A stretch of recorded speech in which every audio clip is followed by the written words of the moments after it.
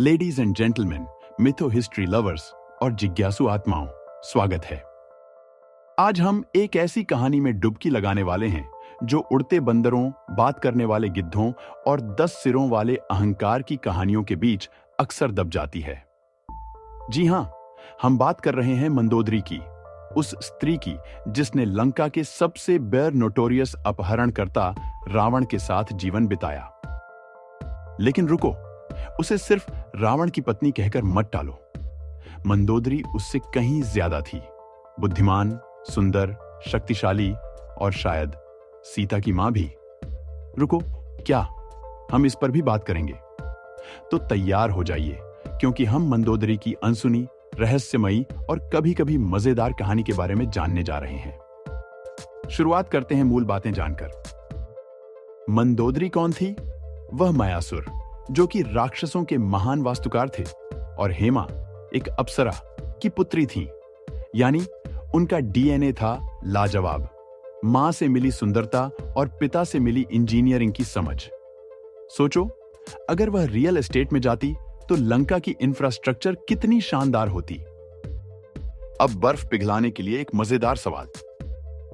अगर आपको किसी महाकाव्य खलनायक का जीवन साथी बनना पड़े तो आप किसे चुनेंगे? आ. रावण, 10 सिरों वाला संकट।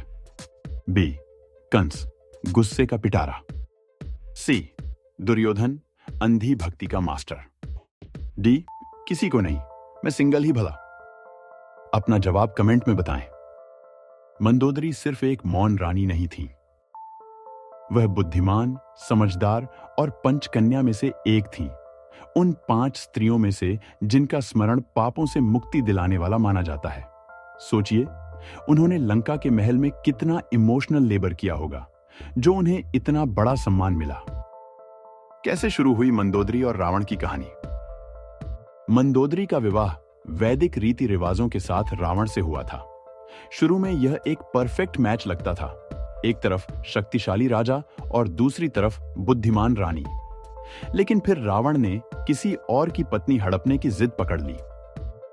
मंदोदरी हमेशा समझाती थी, प्रिय, शायद राम की पत्नी का अपहरण करना सबसे अच्छा आइडिया नहीं है। लेकिन रावण, अरे मैं हूं ना, सब ठीक रहेगा। फेस पाम मोमेंट एन्युअन, जब आपकी अत्यधिक बुद्धिमान पत्नी आपको चेतावनी दे और आप उसे अनसुना कर दें। फेस पाम मोमेंट डोरट्टो, जब वही पत्नी आपको फिर समझाए कि तुम्हारा दुश्मन कोई आम आदमी नहीं बल्कि स्वयं ईश्वर का अवतार है, और तुम फिर भी ना सुनो। लड़कों, अगर आपकी पार्टनर सही सलाह दे रही हो तो सुन लो। इतिहास गवाह है कि न सुनने पर नुकसान ही होता है। अब कुछ ऐसे फैक्ट्स जो आपको मंदोदरी के बारे में एक नई रोशनी में सोचने पर मजबूर कर देंगे। क्या मंदोदरी वास्तव में सीता की मां थी?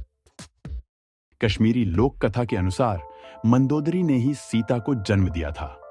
लेकिन रावण को एक भविष्यवाणी मिली थी कि उसकी बेटी ही उसके विनाश का कारण बनेगी। इसलिए उसने नवजात सीता को छोड़ दिया, जिसे बाद में राजा जनक ने खोजा और गोद लिया। कहानी की सीख? अगर आप अपनी किस्मत को फेंक दोगे तो वह लौट कर जरूर आएगी, कभी-कभी भगवान राम के अग्निबाण के रूप में। वह रावण की मृत्यु के बाद भी वफादार रही। कई कथाओं में आता है कि रावण के मरने के बाद भी मंदोदरी ने लंका की स्थिरता के लिए उसके भाई विभीषण से विवाह किया। सोचिए, उन्होंने अपने व्यक्तिगत दुख को पीछे रखकर अपने राज्य के कल्याण को प्राथमिकता दी। यही होती है असली निष्ठा। उनका नाम मेंढक से जुड़ा है। एक पौराणिक कथा के अनुसार मंदोदरी पहले एक मेंढक थी, लेकिन एक श्राप के कारण उन्हें सुंदर स्त्री का रूप मिला। यानी रावण ने सच में एक मेंढक से राजकुमारी बनाई थी। डिज्नी की the princess and the frog से पहले भारतीय पौराणिक कथाओं ने यह कहानी लिख दी थी। अब एक आखिरी मजेदार पोल। आपके अनुसार रामायण का सबसे कम आंका गया किरदार कौन है? आ. मंदोदरी। बी. विभीषण। सी. जटायु, वह बहादुर पक्षी। डी. त्रिजटा, वह राक्षसी जिसने सीता की मदद की। अपना जवाब कमेंट में बताएं।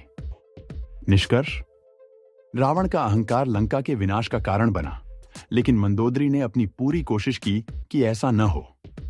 उन्होंने सलाह दी, समझाया, यहां तक कि गिड़गिड़ाई, लेकिन एक जिद्दी इंसान को समझाना आसान नहीं होता।